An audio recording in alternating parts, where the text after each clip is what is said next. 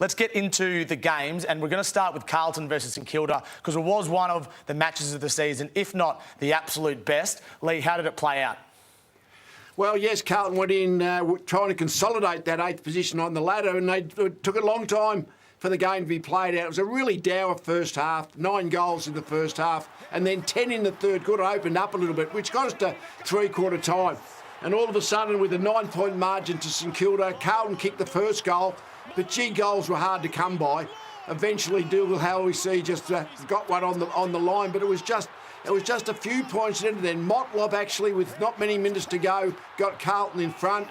Kemp got that free kick. This is the chance to really get them almost 2 kicks in front, but he missed it.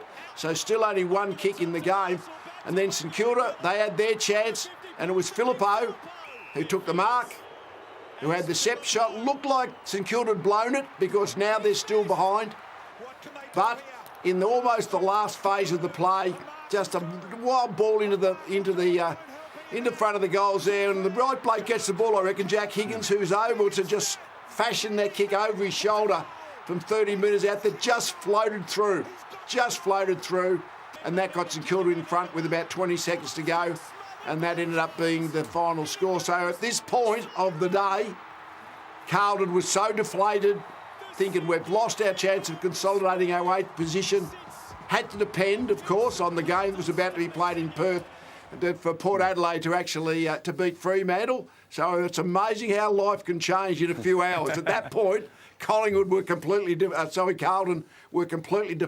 It was a really dour, really hard to score game, and with the side that Carlton have been fielding the last couple of weeks, again they almost pinched the second wing with half a team of almost VFL players. Tom, big moments matter when your season's on the line, and so we're going to dig into a couple of those last highlights. Jack Higgins' goal, which was incredible to generate that amount of power when we have a look at his goal again. But let's break it down a bit. I want to highlight Zach Jones, who's got Hewitt there at the stoppage. Season's on the line, 28 seconds. When we flash behind the goals, we'll see Sard and Jack Higgins. That's your direct matchup. I repeat, 20 seconds to go in the game. So you want to lock down on everyone. As this plays out, we go behind the goals. We see Zach Jones there. He gets the handball out to Higgins. And I mentioned his ability to generate enough power. He's almost facing the other direction. So that's coming over his shoulder. We look at this from stoppage. Not sure why Hewitt is just jogging. I'll tip my cap to Hollands there, who pushed really hard off the back of the Saints player. For some reason, Sard has gone to the back of the stoppage as a goalkeeper. You don't need that in that moment. Most dangerous player on the ground is the small forward. We go to the centre bounce after that. Carlton's opportunity to win. Carlton do a really good job here getting a crossover. Zach Jones has to commit because Cripps is coming through hard. Sinclair made a poor decision, as in he came in, but at least he tried to make the game. But a match-winning smother from Jones there because there's still a couple of seconds on the clock. So great positioning. I've got to tip my cap to Zach Jones. A couple of big moments, although he didn't have the actual big touches. I know the handball came to Higgins, made some great decisions in the crunch. In the last 9 games, Lee, Carlton have won 3 of them. I know they've had their issues with injuries, but they've beaten North, Richmond and West Coast. They've had a poor run of form for quite some time now. Are they making up the numbers? Well, they are with the team that they've fielded last week and this week. The big plus for Carlton is in 2 weeks' time, they might get back half a dozen really, really top notches. So all of a sudden, they're a different team. And so they've battled really hard the last couple of weeks and those players there, the Koning, McGovern, Mackay, Curnow, Martin, Sherrod. It doesn't mean they're all going to play, but if they get on the field, it'll be a very different Carlton team to the one that they've played the last couple of weeks. You're making 6 changes if there's those names, aren't you, Jimmy? You want them all back in if they're fit. I'm not 100% sure I'm bringing Martin back in out of all those. What I saw of Motlop and Moyer as well, they kicked 2 goals in the last quarter. They give him a bit of point of difference, so I'm not necessarily rushing him back. Tom de Koning's a wait and see because of how serious his injuries are, but and McGovern, I think it might have been a soft tissue. So I don't think they're all a lock to come back in. But do you think they're making up the numbers? Well, they're a completely different side. So with that team, are they making up the numbers? Can they win a flag with their best team? No side in the 8 this year is making up the numbers because we've seen everyone beat everyone. We've seen teams go from second to outside the 8. So everyone in the 8 is a live chance. I think Carlton at their best can absolutely go deep, but it's been a while since they've been there, so it's sort of hard to trust them on recent form. And certainly Michael Voss after today, this is before the Fremantle Port game, described the game as heartbreaking. No, it's heartbreaking. It's absolutely heartbreaking. I don't feel like we certainly lost that game on heart, that's for sure. We lost it in moments. And we probably didn't take all the ones we needed to be able to get the job done. So shows you what a fingertip does in footy, doesn't it? And he knows that better than most, Michael Voss. So the Carlton Football Club live to fight another day. They'll play the Brisbane Lions at the Gabba week 1 of finals. We think that game, of course, is the Saturday night in a couple of weeks. An unsavoury moment at Marvel Stadium today, Jimmy and Lee, when the goal umpire was hit with looked like a pretty full drink bottle from the crowd. All we know is that the person who threw this drink bottle left the ground immediately as soon as he was pointed out to security. We don't know who he is yet. We know he wasn't part of the Carlton cheer squad, and all we know is that the AFL Integrity Unit is investigating and the police are involved as well. That is a lifetime ban if they find that person, isn't it? Yeah, well, he could be charged too. You've held a bottle at someone, and the goal umpire actually had a fair bit of blood coming out the back of his neck, but it was good to see him after the game giving the thumbs up. So all lucky, really, in the end. Yeah, it could have been really dangerous. We can't allow that. All right, let's move along to Fremantle and Port. It was the game this evening. It was a game that broke the hearts of Fremantle supporters at home. They fought hard. They kicked inaccurately. In the end, Port were far too strong, Jimmy. Yeah, 67 points is not going to cut it, and that's been Freo's issue in big games. I know they've kicked some big scores this year, but when they led into the game, the Freo supporters were up and about. They were cheering on. Look at this, the reaction. It was like the game had finished, but we're a chance. All we have to do is beat Port Adelaide, and in the first half in particular, they took it up to them. This was an interesting moment. Georgiades took too long, and Luke Ryan treated him like a tackle bag from Auskick there as well. Some cracking games, individuals. This was a costly moment in the game. It resulted in a free kick back on the top of the square. O'Driscoll putting down Butters, so the free kick goes to the top of the square there. And in a tight scoring game, everything mattered. Willie Rioli was magnificent in this game. 3 goals, 2 in the last quarter. Voss provided a bit of a presence, and that's what they've lacked in the last 4 weeks. Freo, of course, with the big kahuna Tracy being out, lost their last 4 games of the year by an average margin of 10 points. Freo so went top 4 to missing finals. Horne-Francis, again, 20 touches but 2 goals, maximum impact. Brayshaw, 32 as well. But Willem Drew, a fantastic job on Caleb Serong. Caleb Serong coming into this game had 73 consecutive games over 20 disposals. Finished with 19, so a good game there. And who else did we have there? But plenty. Switowski, 22 and 1, tried his best, and Butters, 27 and 16 contested. And Lee, Jason Horne-Francis continues to go from strength to strength. Oh, he's fantastic, isn't he, really? I mean, he's almost like the Dustin Martin. Doesn't get 30-odd possessions. He gets 20 in a bit, but kicks a couple of goals, creates a lot. He's so strong and powerful on his ability. I mean, this is one where we're tracking him as he will eventually actually kick the goal, but he's just working out where the ball's going. Do I need to charge forward? Who's going to win possession? But as soon as the Port player got possession, he was off, because that's when players, the really great players, react quickly, got on the end of the handball, kicked a lovely goal. So now while they got Butters and Rosie and Horse-Francis, and Drew does a really good job, usually he's a shutdown, that's a really good quartet.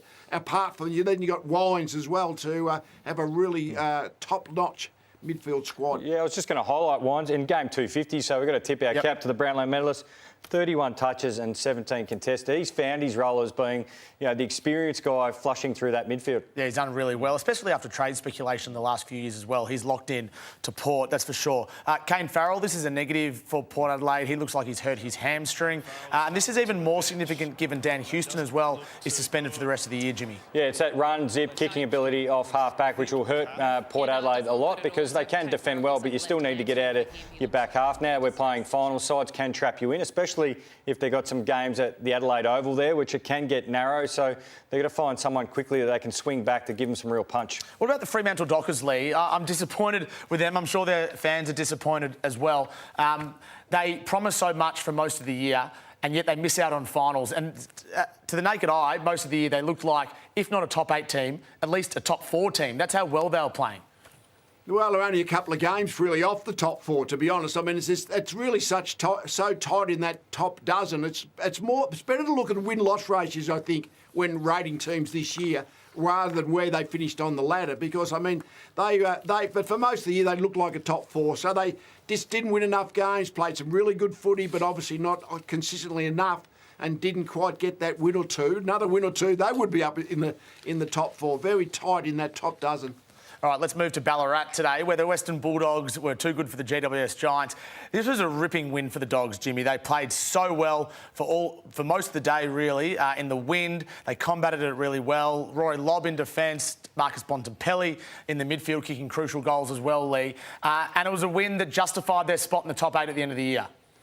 It absolutely did. We knew what they were playing for, big stakes. Now, that's how windy it was. You can see the trees almost blowing down. And remember, the modern footballer now plays in stadiums with very little wind effect.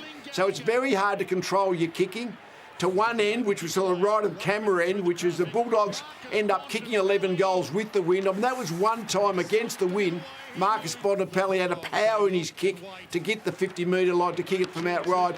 This is the last quarter when all of a sudden they were still in it, the Giants, and Ed Richards, who was good all day, just kicked that beautifully crafted goal. And then, of course, Norton did, and all of a sudden they're now 3 or 4 goals clear. Daniels kicked another one, so they've won by a nice margin. So they were pretty good, 37-point wins, so they deserved their win. They're in really good form, but very unpredictable conditions when it's as windy as that. Very hard to set up the play. A lot of just get field position and see if you can score once you're inside 50. Yeah, and the Dogs certainly did, Lee. 69 inside forward 50s, which they won by 24 and plus 26 in clearances. But, gentlemen, I've said this most weeks with the Giants, and probably any side now that going to the 8... You've been hard on the Giants, though. No, I think this is going to be the story of this final series. It's your attention to detail, and we're focusing on the Giants because it was pretty scrappy. I know it was windy conditions, but look at players flying against each other. It was pretty tough conditions, but you've got to take care of the detail. So look at this. Haynes just allows Norton just to come in here uncontested, 15 metres out.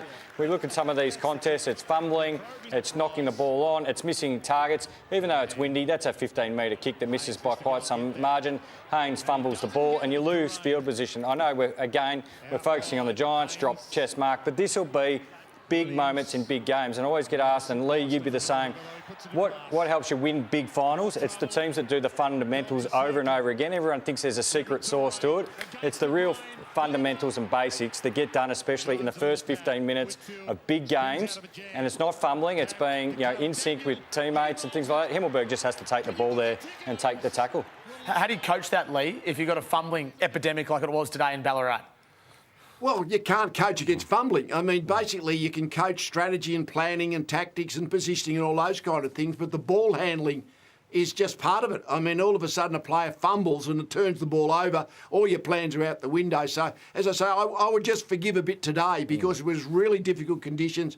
The Bulldogs were able to do it better, mainly because of the Bontempellis and Liberatoris, the way they dominated the clearances and the field position, but a lot of mistakes out on there at Ballarat today. There was a lot of doubters at the start of the season with the Western Bulldogs. I was certainly one of them about 4 to 6 weeks in. They're playing as well as anyone, especially against a good team like the Giants. Liam Jones' tackle today, this will be talked about during the week, I imagine, as well. I'd be absolutely shocked if he doesn't receive a week from the MRO for this. At least medium impact would be 1 week. High impact, which is more the potential to cause on Aaron Cadman, would be 2. I know, Jimmy, you think it's a bit of a lottery sometimes, but Lee, I think this is actually fairly straightforward based on what we've seen for most of the year.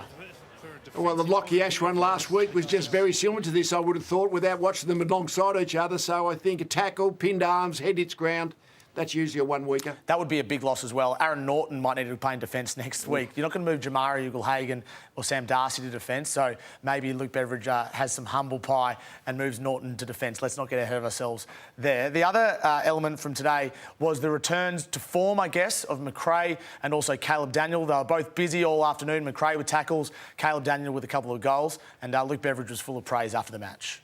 We've struck a good balance of exploration and stability, but for them over the last couple of weeks to now play the roles that they're playing, able to draw on their experience, especially on a windy day and their nous, it was important for the team. So they've still got long futures ahead of them, those two, but I know it hasn't been easy for them. So the Dogs, 7 finals in 10 years that Luke Beveridge has been in charge, 1 grand final, 1 premiership. How confident are you that they can do what they did in 2016 and go deep again this year, Jimmy? They've certainly got all the tools at their disposal. You mentioned the return form of McRae and Daniel, all Australians. They've got Biggs up front. Cody Waitman is one of the class small forwards. Any team with Bontempelli and Liberatore, now Richards in the midfield. Yeah. Rucks, key backs. Tell me what they're missing. They're missing nothing. They're just missing a top 4 spot, which gives them a cushion, but I think they can absolutely win it.